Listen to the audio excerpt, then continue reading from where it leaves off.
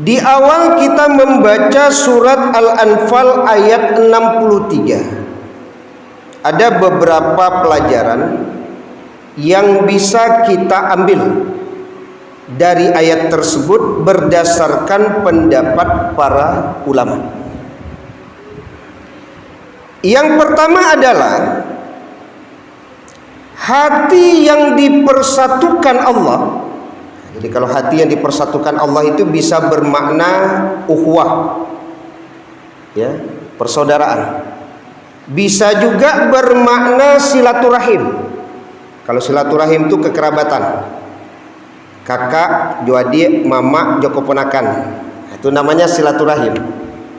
Itu kan karena sebab Allah mempersatukan hati. Maka nilainya atau nikmat tersebut itu lebih besar dari dunia dan seisinya. Ya, kalau berbicara dunia dan seisinya, Bapak Ibu, ada emas di dalamnya, ada batu bara, ada minyak. Tidak mampu rasanya kita menghitung. Kalau dunia ini kita jadikan dalam bentuk nominal, Pak, itu berapa nominalnya itu? Leka mampu wak metong itu, Pak, berapa nominal? Ternyata dengan menjaga ukhuwah, dengan menjaga silaturahim, Pak, nikmat itu ternyata lebih besar daripada dunia dan seisinya. Lebih besar. Jadi Bapak Ibu jamaah dirahmati Allah Subhanahu wa taala, ya. Ketika Bapak Ibu hari ini rukun-rukun saja dengan tetangga sebelah, Pak, itu nikmatnya lebih besar daripada dunia dan seisi. Karena rukunnya kita dengan tetangga itu karena Allah mempersatukan hati. Akurnya Bapak Ibu dengan adik dan kakak dalam keluarga besar, itu nikmatnya lebih besar daripada dunia dan seisinya. Yang sampai hari ini alhamdulillah masih akur-akur, lagai-gai akur-akur, Pak. Itu lebih besar nikmatnya daripada dunia dan seisinya. Bapak Ibu yang berdagang masih baelok-elok jurang sebelah, Pak, ya, kiri kanan muka belakang, itu nikmatnya lebih besar daripada dunia dan seisinya itu, Pak. Lebih besar itu. Makanya wajar Bapak Ibu kalau hati yang sudah dipersatukan Allah itu dirusak, Pak, maka kita akan menjadi tidak tenang karena yang hilang itu terlalu besar. Awak sepeda motor saya hilang, Pak, paniang kalau sudah tidak nyaman hati itu, Pak, litak lutut itu sekalian. Baru sepeda motor hilang, Pak, baralah nilai sepeda motor. Rumah tabaka, Pak, hilang dari sisi, habis semuanya, bisa pingsan awak duanya, litak badan. Padahal berapalah harga rumah. Tapi bagi orang ibu yang merusak hati yang sudah dipersatukan Allah, itu kehilangannya dunia dan isinya, Pak. Kehilangan dunia dan isinya. Jadi kalau ada orang bertengkar dengan tetangga, Pak, rusak kemudian hubungan hati yang awalnya dipersatukan Allah menjadi rusak, kehilangannya itu amat besar, Pak.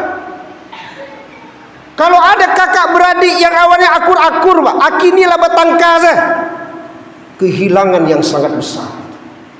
Bandak kalitak badan dibuat nyobu, bandak kehilang selera makan, bandak kegelisah, Pak, karena yang hilang itu tidak sedikit, besar hilang itu, Pak. Apakah tidak akan diambil yang hilang itu kembali, Bapak Ibu? Di saat kemarin ini kita merusak hubungan dengan tetangga, kan bisa diambil kembali nikmat Allah itu dengan cara berbaikan lagi dengan tetangga. Apa tidak bisa hubungan kita yang beberapa hari ini tidak akur antara kakak beradik, Pak, sehingga kita kehilangan nikmat yang begitu besar? Apa tidak bisa diperbaiki itu supaya nikmat itu kembali lagi kepada kita, tenang lagi kita, Pak, damai lagi kita gitu. Ya, memang momennya kan momen Idul Fitri, ya, Pak. Momen Idul Fitri kan menjadi salah satu momen itu agar yang hilang itu bisa kita dapatkan kembali, bisa kita dapatkan, sehingga ukhuwah kita kembali terwujud, silaturahim kita kembali menjadi baik. Kalau kita memahami bahwa ada nikmat yang sangat besar di balik hati yang dipersatukan Allah itu. Nah, ini pelajaran pertama Bapak Ibu dari ayat itu. Nah, main-main itu, ya. Rugi besar orang-orang yang hubungan dengan tetangganya rusak, hubungan dengan temannya rusak, hubungan dengan kerabatnya rusak, rugi besar. Bukan hanya dosa, Pak, ruginya. Kemudian yang kedua, hati yang dipersatukan itu bukan karena materi, tapi karena Allah, Pak. Karena dulu kadang orang mengecek, kok keluarga itu hubungan antara suami istrinya itu damai-damai saja, senang gitu ya. Oh iya, lah nyoba pitih. Kanda orang rumah taruh dapet dari udahnya, beda juga. Udah kanda awak dah dapet aja. Artinya berang-berang sawak ke udah lah aja. Ya. Sehingga akhirnya seperti tidak ada jembatan hati, Pak. Seolah-olah jembatan hati itu akan ada kalau ada materi, padahal tidak juga. Karena hati yang dipersatukan Allah itu bukan karena materi, tapi karena hidayah. Berapa banyak orang Bapak Ibu yang tidak punya materi, tapi kebersamaan di keluarga itu hebat, Pak. Karena dia dapat hidayah dari Allah, yaitu kesabaran. Bahkan saya pernah membaca Bapak Ibu, ada seorang istri yang ingin kembali hidupnya miskin, Pak. Setelah kemudian keluarga itu menjadi kaya, tapi karena kaya suami mulai sibuk. Lah kayo Pak, suami jarang di rumah. Lah kayo Pak, makan bersama tidak bisa dah. Lah kayo ala tadangalo isu laki kau ala selingkuh, Pak. Habis semua. Terus siapa yang menjamin bahwa hati yang dipersatukan itu karena materi? Sampai ibu itu bilang, Pak, saya ingin hidup saya seperti dulu saja. Ya, walaupun kekurangan harta, tapi ada yang dipersatukan oleh Allah, yaitu hati.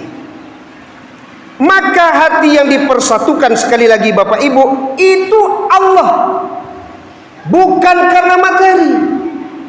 Ya.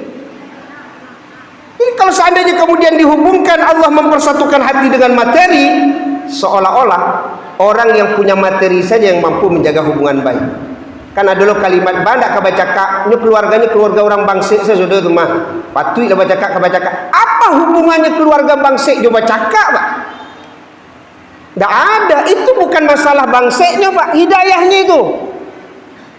Orang kayu banyak juga cakap kakak beradik, Pak, karena hidayah tidak dapat. Ikut ada pernah mau berdangang, bala tidak ke baca kak, ini orang bangsik saudara, hanya perabuan saudara itu cakap saudara. Itu bukan hartanya, tapi hidayah. Karena sekali lagi banyak juga orang yang kaya tapi hati tidak dipersatukan Allah, karena materi ada tapi hidayah tidak ada.